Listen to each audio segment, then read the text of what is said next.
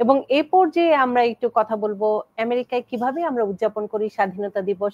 এটি কি শুধুই রাষ্ট্রীয়, না একদম ব্যক্তিগত পর্যায়ের আনন্দের মাত্রায় চলে যায়? এই বিষয়টি নিয়ে আলোচনা করব। আমাদের সাথে যুক্ত হয়েছেন সৈয়দ মাহমুদুল্লাহ, সিনিয়র সাংবাদিক এবং রাজনৈতিক বিশ্লেষক, আমার খুব প্রিয় একজন মানুষ। শুরুতেই আমেরিকার স্বাধীনতা দিবসে অনেক অনেক শুভেচ্ছা। কেমন আছেন? আপনাকে অনেক ধন্যবাদ, আপনাকে এবং আপনার সব দর্শক শ্রোতাকে যুক্তরাষ্ট্রের স্বাধীনতা দিবস উপলক্ষে আন্তরিক শুভেচ্ছা।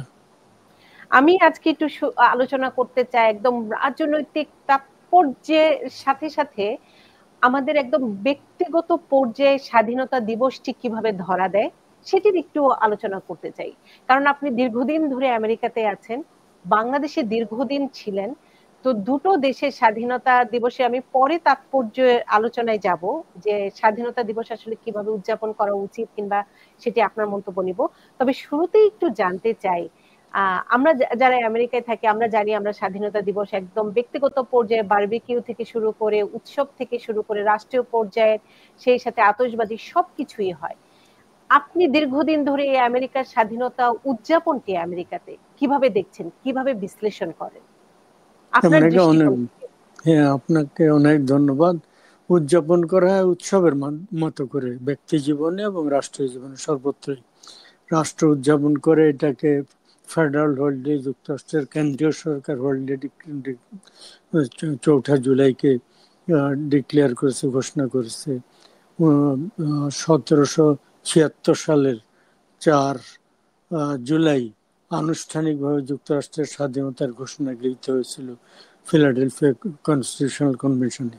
অবশ্য ভোটাভুটি হয়েছিল 2 তারিখে প্রথম, তারপর চূড়ান্ত ঘোষণাটা গ্রহণ করা হয়েছে 4 তারিখে। এখানে আরেকটা ইন্টারেস্টিং তথ্য উল্লেখ করা যেতে পারে যে 13টি স্টেট ওই প্রথম ঘোষণায় স্বাক্ষর করেছিল। যুক্তরাষ্ট্র প্রথম 13টি অঙ্গরাজ্য নিয়ে গঠিত হয়েছিল। নিউ ইয়র্ক কিন্তু 4 তারিখে ঘোষণা স্বাক্ষর করেনি। অবশ্য আনুষ্ঠানিক ঘোষণা কয়েকদিন পরে 9 তারিখে হয়েছে, স্বাক্ষরটা 9 তারিখে হয়েছে, কিন্তু ওই 4 তারিখে নিউ ইয়র্ক স্টেট স্বাক্ষর করতে পারেনি, কারণ নিউ ইয়র্ক স্টেটের নিজস্ব একটা কনভেনশন হয়েছিল। সেই কনভেনশন থেকে তাদের ডেলিগেটদেরকে আনুষ্ঠানিকভাবে অথরাইজ করার সিদ্ধান্ত তখনও আসেনি। 4 তারিখের পরে কনভেনশনে আনুষ্ঠানিকভাবে অনুমোদন করা হয়েছে যুক্তরাষ্ট্রের স্বাধীনতা ঘোষণাকে।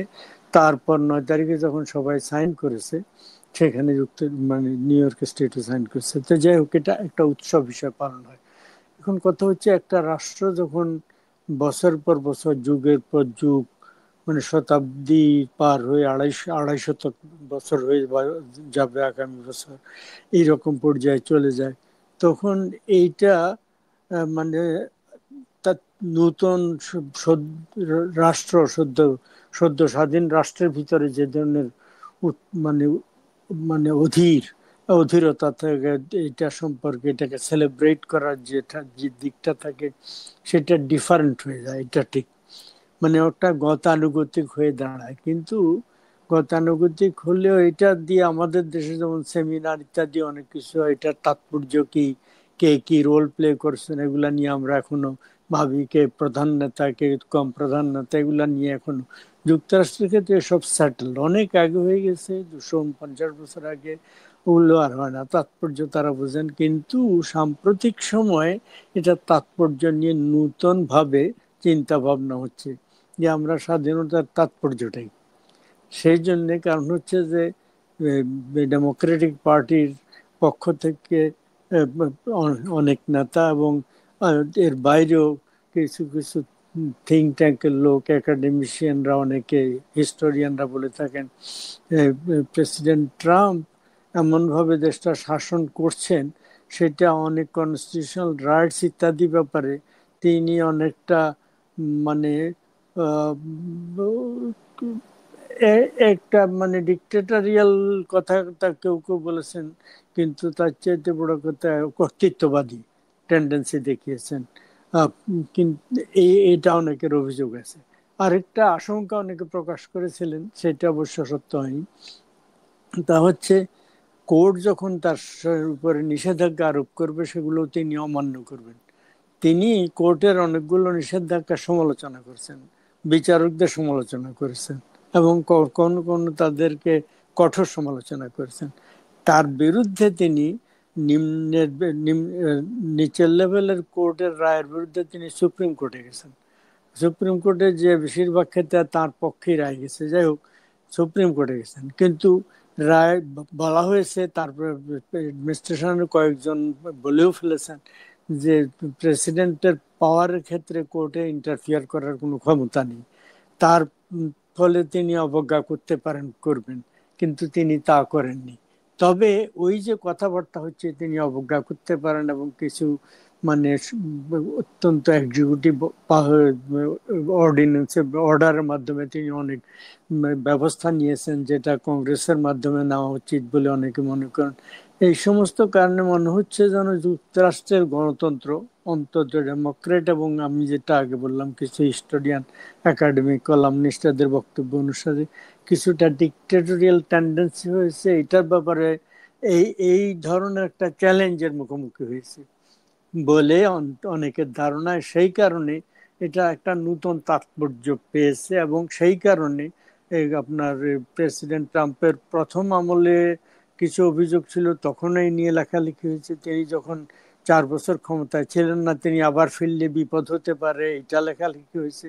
এখন নতুন করে এইসব লেখালেখি হচ্ছে, ফলে এই লেখালেখিটা এইটাও জনমতের উপরে একটা প্রভাব ফেলতে পারে। এই যে যেটা বারবার বলা হচ্ছে মধ্যবর্তী নির্বাচন আগামী বছর হবে, যে মধ্যবর্তী নির্বাচনে যুক্তরাষ্ট্রের সেনেটের এক তৃতীয়াংশ 100 জনের মধ্যে পরপর 2বার 33 জন করে নির্বাচন হয়, আরেকবার 34 জন, যাই হোক 1/3 সদস্য নির্বাচন হয় প্রতি 2 বছর অন্তর। আর হাউস অফ রিপ্রেজেন্টেটিভস এর সকল সদস্য নির্বাচন হয়, তাদের মেয়াদি 2 বছর। তো আগামী বছর এই হাউস অফ রিপ্রেজেন্টেটিভ নির্বাচন সকল সদস্য হবে, সেনেটের সম্ভবত আগামী বছর 33 জনের পুনর্নির্বাচন হবে।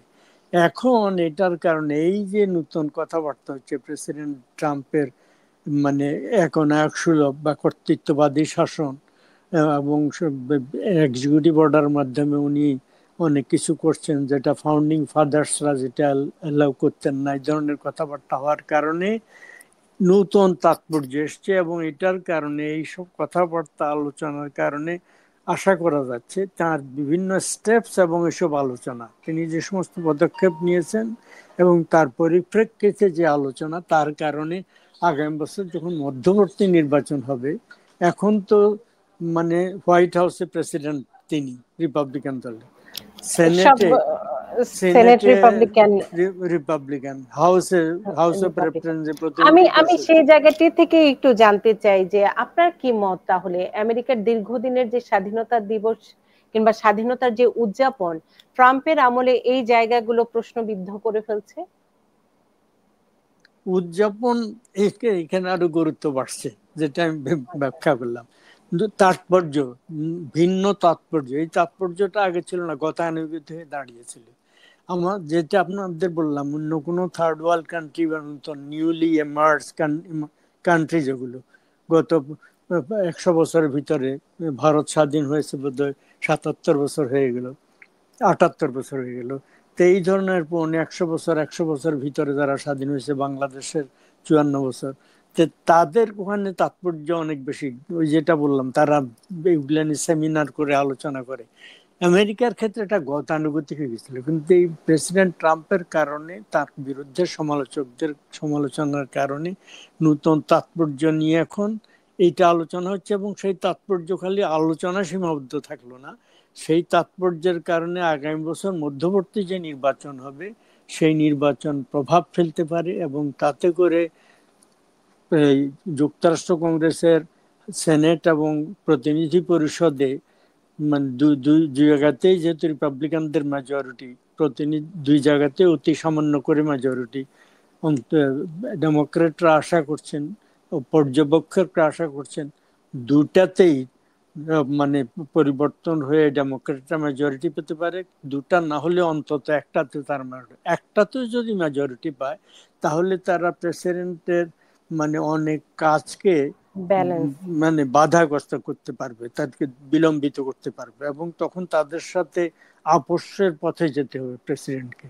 তার যে কোনো বিল পাশ করানোর জন্য কিছু বিল আছে যেগুলো কেবলমাত্র সেনেটে পাশ করা হয়, যেমন কিছু জিনিস আছে সেনেটে পাশ করে, যেমন বিচারপতি, ফেডারেল বিচারপতি, সুপ্রিম কোর্টের বিচারপতি নিয়োগ, এটা রাষ্ট্র মানে ফেডারেল অনেকগুলো পজিশন আছে সেগুলাতে নিয়োগ, তারপরে আপনার হচ্ছে রাষ্ট্রদূত নিয়োগ, এই ধরনের গুলো মানে সেনেটে কেবল একা অ্যাপ্রুভ করে, কিন্তু অন্যান্য অধিকাংশ ক্ষেত্রে হাউস অফ রেপ এবং মানে সেনেট দুটো অ্যাপ্রুভ করতে হয়। ফলে একটাতে যদি আটকে যায়, যেমন ধরা যাক বাজেট, এই কয়েকদিন আগে পাশ হয়ে গেল সেনেটে, আজকে পাশ হলো সেটা মানে হাউসে, তো ফলে এটা হয়ে গেল বিগ এখন। বিউটিফুল বিলটা যেটা। আমি হ্যাঁ, স্বাধীনতা দিবস নিয়েই একটু আলোচনা করতে চাই আজকে সৈয়দ মাহমুদুল্লাহ। সেটি হচ্ছে এই আমেরিকার স্বাধীনতা উদযাপন শুধু রাষ্ট্রীয় পর্যায়ে থাকে না, একদম ব্যক্তিগত পর্যায়ে। যারা নিউলি ইমিগ্রেন্ট তাদের মধ্যেও স্বাধীনতা দিবসের, আমেরিকার স্বাধীনতা দিবসের মিনিং কিংবা তাৎপর্য বুঝার আগে উদযাপনটি একদম স্বতঃস্ফূর্ত ভাবে করা হয়। এটি মনে হয় আমেরিকার সবচেয়ে বড় শক্তির দিক, আমি বলবো স্ট্রং সাইড, যে যে কেউ এই 4th অফ জুলাই উদযাপনের জন্য পরিবার নিয়ে একদম আনন্দে মেতে উঠে। এই বিষয়টিকে আপনি কিভাবে দেখেন? এই আনন্দ, এটা উৎসব, একেবারে সত্যিকার এটা উৎসব করা হয়। অন্যান্য দেশে যেটা করা হয়, যেটা বলছিলাম, সেটা মানে ইংরেজিতে দুটো শব্দ আছে, পালন আর উদযাপন, বাংলাতেও আছে, সেলিব্রেট করা এবং অবজার্ভ করা। তো এখানে সেলিব্রেশন হয় অবজার্ভের চাইতে। এখন এইবারে নতুন কনটেক্সটে অবজার্ভ করা হচ্ছে, এবং নতুন আমেরিকান যারা বিদেশ থেকে এসে যারা যুক্তরাষ্ট্রের নাগরিকত্ব পান, তাদের ক্ষেত্রে আরো বিশেষ উৎসবের ব্যাপার, এটা উদযাপনের ব্যাপার। তারা অত্যন্ত আনন্দিত, অন্য দেশ থেকে এসেছেন, এই দেশের প্রথম গ্রিন কার্ড পেয়েছেন, তারপরে নানা কাঠখড় পুড়িয়ে তারা এই দেশের নাগরিক হয়েছেন, তাদের জন্য এটা বিশেষ বিশেষ আনন্দের দিন, অ্যাচিভমেন্টের দিন। তো তারা পালন করাটা হয়তো উৎসবের মতো করেন, কিন্তু তাদের ব্যক্তিগত জীবনে, পরিবারের জীবনে, তাদের তাদের দেশের জন্য, যে ধরা যাক একটা কোনো একটা দেশের ভারতীয় আমেরিকান যদি বলা হয়, তাদের যদি যুক্তরাষ্ট্রে 1 মিলিয়ন লোক থাকে ভারতীয় আমেরিকান, তাহলে 1 মিলিয়ন প্রত্যেকেই তো এইভাবে নতুন নাগরিক হয়েছে, ন্যাচারালাইজ সিটিজেন। প্রত্যেকের জন্য এটা বিশেষ অ্যাচিভমেন্ট, এবং ওই রাষ্ট্রের জন্য, খালি তারা ওখানে অনেকে যে রেমিটেন্স পাঠাবে সেটা না, ওই রাষ্ট্রের জন্য একটা অ্যাচিভমেন্ট। ফলে সেটা একদিক থেকে ব্যক্তির জন্য, রাষ্ট্রের জন্য, সব ক্ষেত্রে এটা উৎসব এবং অ্যাচিভমেন্ট।